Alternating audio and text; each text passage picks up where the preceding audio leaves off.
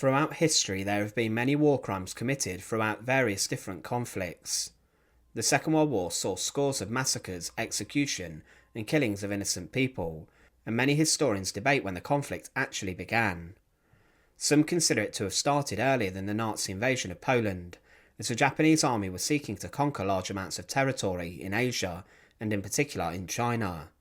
The Japanese became infamous for their war crimes and horrific killing and treatment of people throughout the Second World War, and two men even held a contest as to see who was the first to kill 100 people with a sword. But in one Chinese city, the Japanese committed horrendous war crimes as they took control of the city, and the massacre of Nanking was one of the worst war crimes of the Second World War. Join us today as we look at this, and remember to support our channel. Please make sure to subscribe.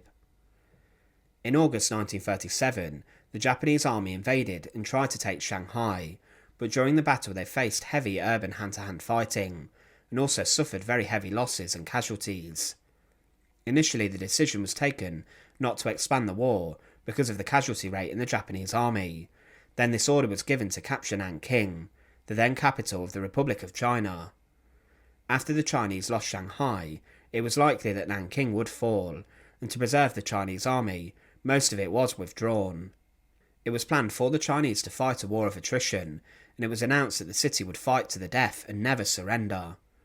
The Chinese government left for relocation, as did the president, and Nanking was left in the hands of an international committee led by German John Raab. He asked the Japanese military leaders for a ceasefire so that the Chinese could leave the city. This ceasefire was rejected, and this then left the city to fall to the Japanese. Some Chinese soldiers were in hiding inside of a safety zone, and these then became a target for the Japanese. The massacres and war crimes associated with the city of Nanking are believed to have happened over 6 weeks in December 1937, but they occurred after and before this too. As the Japanese army advanced towards Nanking, they conducted horrific crimes. On the march to the city they beheaded, executed, assaulted, and stole from many settlements and people. One of the most horrific stories to emerge on the march towards the city was the story of 2 Japanese officers who had a race as to see who could kill 100 people using a sword the first.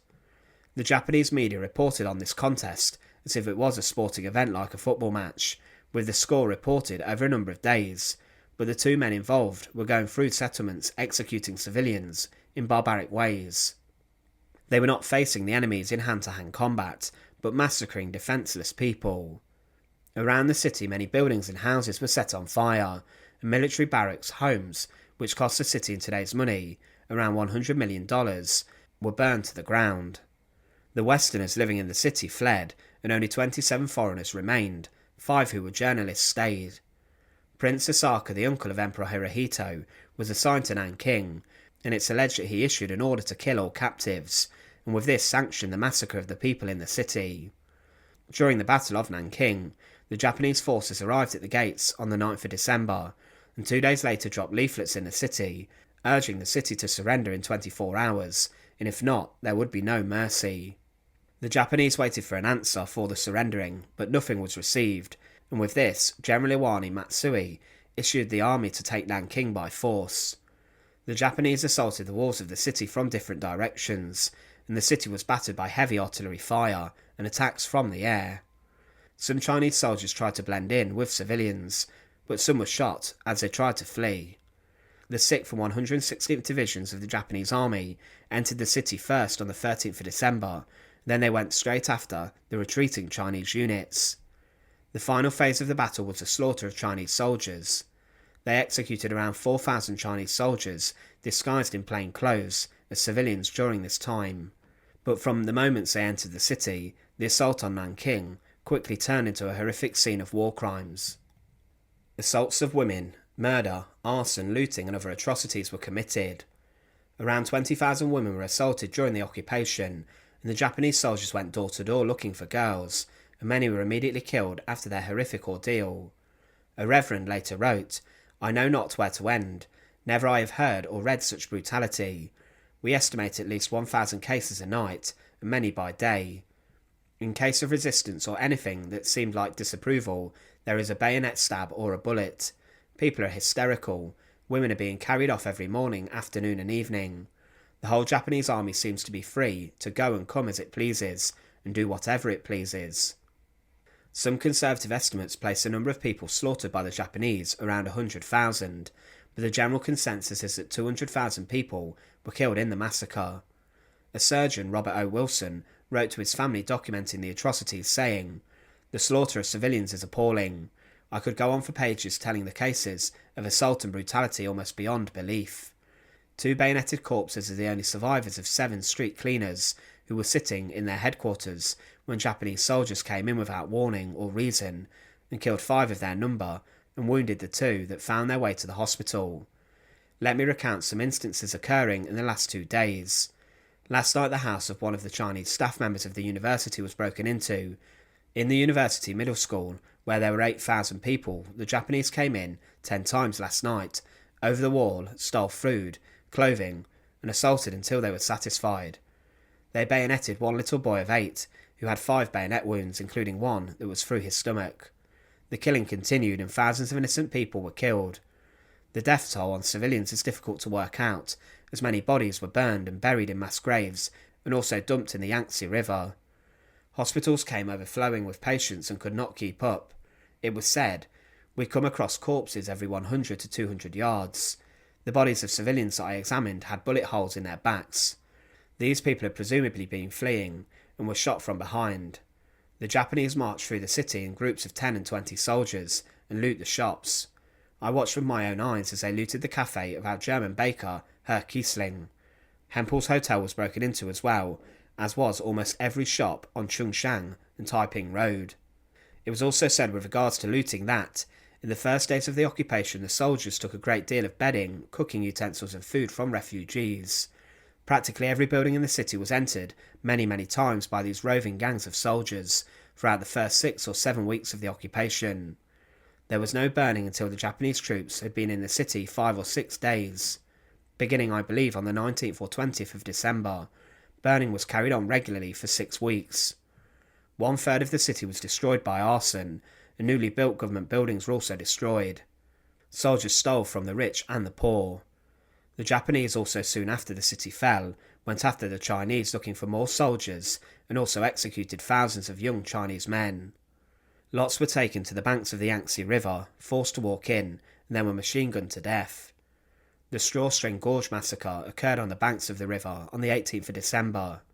Japanese soldiers had tied the hands of POWs and then divided them into 4 columns, and they then opened fire. The majority of the bodies were then thrown into the river. They also massacred 1,300 Chinese soldiers and civilians at the Taiping Gate, and many were blown up with landmines and then set on fire with petrol before being finished off with bayonets. The corpses around the city were regularly piled 6 feet high, and the sounds of machine gun fire was heard all over. The streets and the alleys were filled with the dead, and there were also accounts of cannibalism. The Japanese did not also respect the safety zone set up, and there were a number of cases of Japanese soldiers committing further atrocities in that area. The cause of the Nanking Massacre was not clear, and it was said, there is no obvious explanation for this grim event. The Japanese soldiers who had expected quick victory instead had been fighting hard for months, and had taken casualties higher than anticipated. They were bored, angry, frustrated and tired. The Chinese women were undefended, their menfolk powerless or absent. Perhaps all Chinese seemed marked out as victims. When General Matsui later heard of the atrocities inside the city, it was claimed that he was shocked by this. He allegedly told one of his assistants, "Now realise that we have unknowingly wrought a most grievous effect on the city. When I think of the feelings and sentiments of many of my Chinese friends who have fled from Nanking, and of the future of these 2 countries, I cannot but feel depressed. I am very lonely and can never get in a mood to rejoice about this victory. I personally feel sorry for the tragedies of the people, but the army must continue until China repents. Now in the winter the season gives me time to reflect. I offer my sympathy with deep emotion to 1,000,000 innocent people." As mentioned, it's believed that the Nanking Massacre and the atrocities committed caused the deaths of 200,000 people. After the surrender of Japan, the military officers in charge of the soldiers at Nanking were placed on trial. Prince Asaka was granted immunity as a member of the imperial royal family, and a huge amount of evidence was heard regarding the crimes of the city. General Matsui was convicted of his war crimes and it was said he did nothing to stop the horrors, and that organised and wholesale murder of male civilians was conducted with the apparent sanction of the commanders on the pretext that Chinese soldiers had removed their uniforms and were mingling with the population. Groups of Chinese civilians were formed, bound with their hands behind their backs, and marched outside the walls of the city, where they were killed in groups by machine gun fire and with bayonets. Along with 6 other Class A war criminals, Matsui was sentenced to death, and 18 others were given prison sentences. Matsui was executed by hanging at Sugamo Prison at the age of 70. Hisano Tani was taken to the south gate of Nanking and then executed by a firing squad. But these reprisals did little for the people who witnessed or suffered because of the horror of Nanking. Today it's considered one of the most evil and worst war crimes of the Second World War and of history. Thanks for watching.